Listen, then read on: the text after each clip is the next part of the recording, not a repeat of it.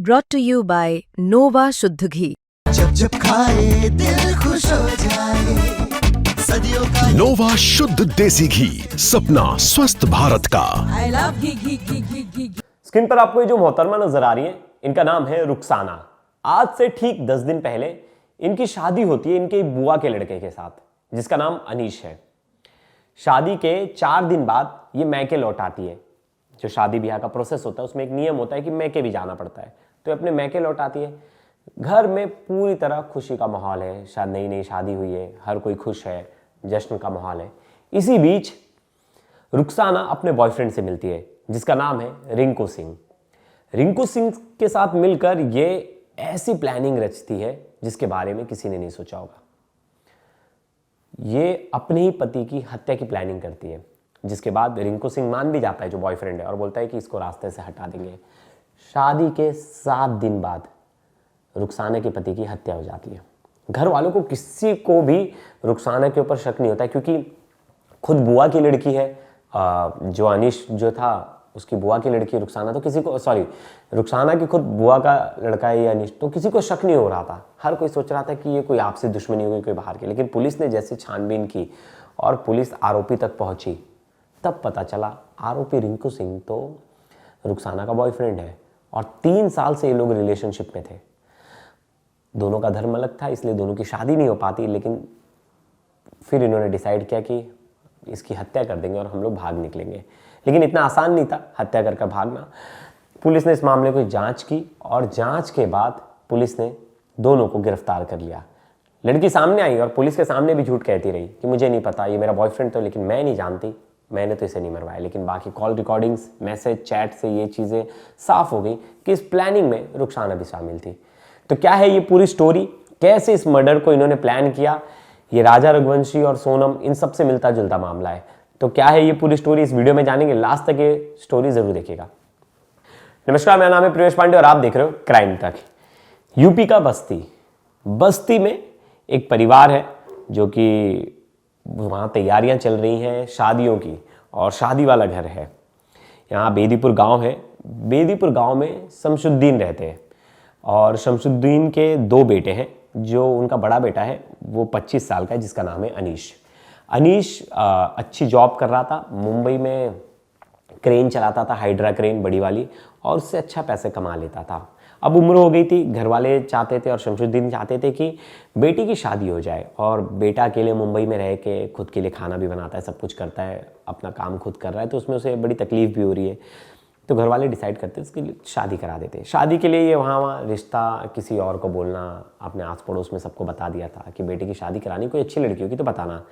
इसी बीच शमशुद्दीन की बहन है, और उनकी बहन का ही जो घर था वो पास में ही था, ज़्यादा दूर नहीं, 10 किलोमीटर दूर पर उनका घर था। और उनकी एक लड़की थी जिनका नाम है रुखसाना। उसकी उम्र 20 साल है। घर वाले जब लड़की ढूंढ रहे थे तो उनकी बुआ ने बोला कि अरे मेरी बेटी है, रुखसाना से शादी करा देते। फिर जो घर वाले रहते शमशुद्दीन वो मान जाते हैं, और रुखसाना को पहले से अनीश भी जानता था, बचपन से देखा था, तो अनीश भी रेडी हो जाता है उससे शादी करने के लिए। और दोनों को मिलाते हैं, और घर वाले सब चीज़ें प्रोसेस कर देते आगे कि कैसे रहना है, कब डिसाइड होगा डेट शादी की, और निकाह की तारीख तय की जाती है। फिर इन सब चीज़ों के बीच वापस से जो अनीश है वो छुट्टी लेकर अपने जॉब से वो मुंबई से बस्ती आता है। अब बस्ती में आता है, पैसे भी उसने ठीक ठाक कमाए थे। अब 10 नवंबर को वो आ जाता है, और 10 नवंबर को सारा प्रोसेस शुरू हो जाता है। 13 नवंबर को दोनों की शादी हो जाती है, रुखसाना और अनीश की। अब शादी धूमधाम से होती है, घर में बहुत खुशी का माहौल है, सब कुछ नॉर्मल है। दोनों के बीच में रिंग वाला गेम होता है कि एक प्लेट में दूध रख के उसमें रिंग डाल देते, फिर ढूंढना है कि रिंग, वो गेम भी जीत जाती है रुखसाना। और सब इतने खुश थे, पूरा परिवार बहुत खुश था। अब चौथी का दिन आया, मतलब 4 दिन बाद रुखसाना अपने घर वापस गई मैके, जो कि प्रोसेस होता है निकाह के बाद ये, तो अपने घर वापस चली गई रुखसाना। अब इस बीच शादी को 7 दिन बीत गए थे।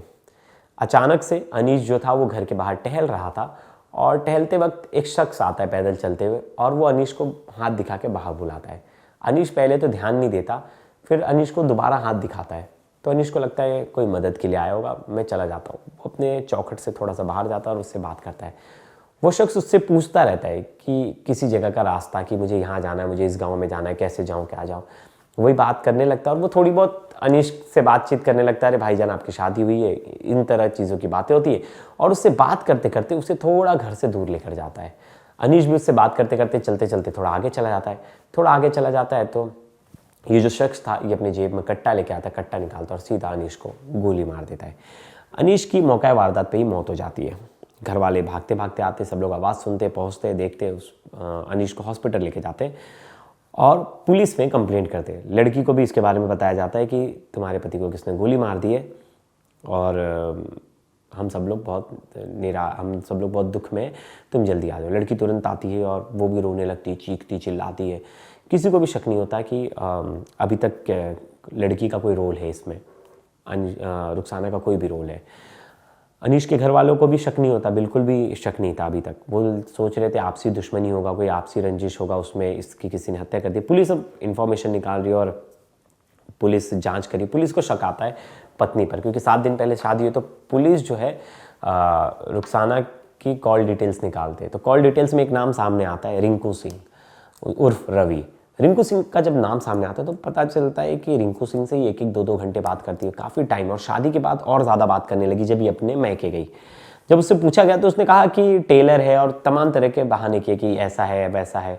और रिंकू सिंह को जब फ़ोन किया गया और रिंकू सिंह की लोकेशन देखी गई तो जिस दिन हत्या हुई थी उस दिन रिंकू सिंह की लोकेशन अनीश के घर के बाहर थी।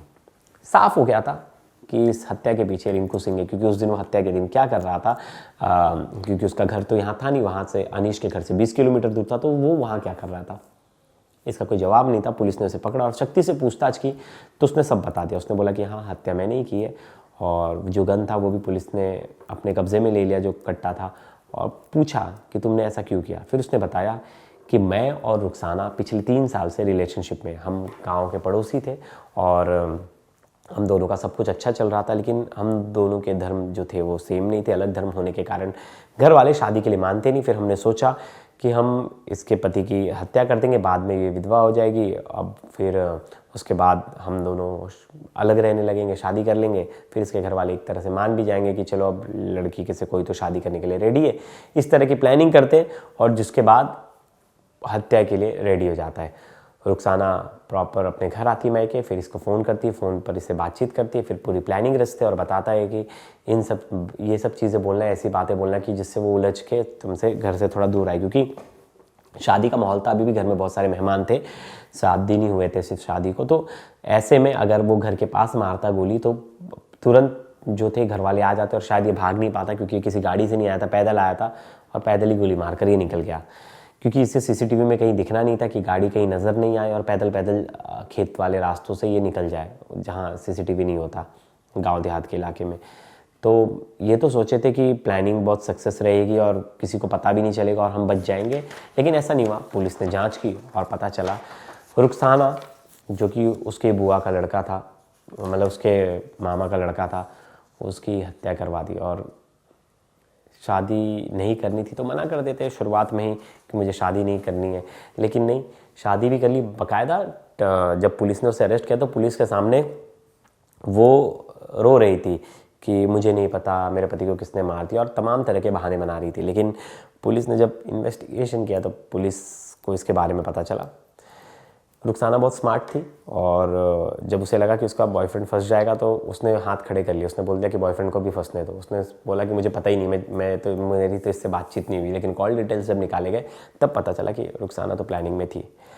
ये थी बस्ती की कहानी और इस वीडियो पर आपकी क्या राय है ज़रूर कमेंट्स कीजिएगा। आगे आने वाले टाइम में मैं इसमें अपडेट भी लूँगा कि और क्या चीज़ें निकल कर सामने आ रही हैं। वही हमने कल देखा, मुस्कान जो थी वो प्रेग्नेंट थी और कल उसने एक लड़की को जन्म दिया जेल में, जिसके बाद बहुत तमाम तरह की खबर सोशल मीडिया पर लोग सवाल करने लगे कि बच्चा किसका है। इसके लिए घर वालों ने मांग की है कि डीएनए टेस्ट हो। वहीं दूसरी तरफ मैं आपको इसके बाद एक और कहानी सुनाऊंगा जहाँ एक पत्नी ने अपने पति को मरवा डाला और हत्या करने के बाद उसको ज़मीन में गड़वा दिया। बोला कि हार्ट अटैक आया था, हार्ट अटैक के बाद उसकी मौत हो गई। गाँव के एक क्लिनिक पे मैंने दिखाया था और डॉक्टर ने बोला कि इसे हार्ट अटैक आया।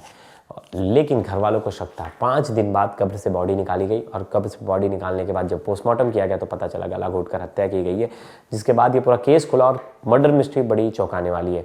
तो क्या है पूरी मर्डर मिस्ट्री, अगली वीडियो में मैं सुनाऊंगा। इसके बाद वाली जो वीडियो है वो वीडियो भी आप जरूर देखिएगा। तब तक के लिए धन्यवाद।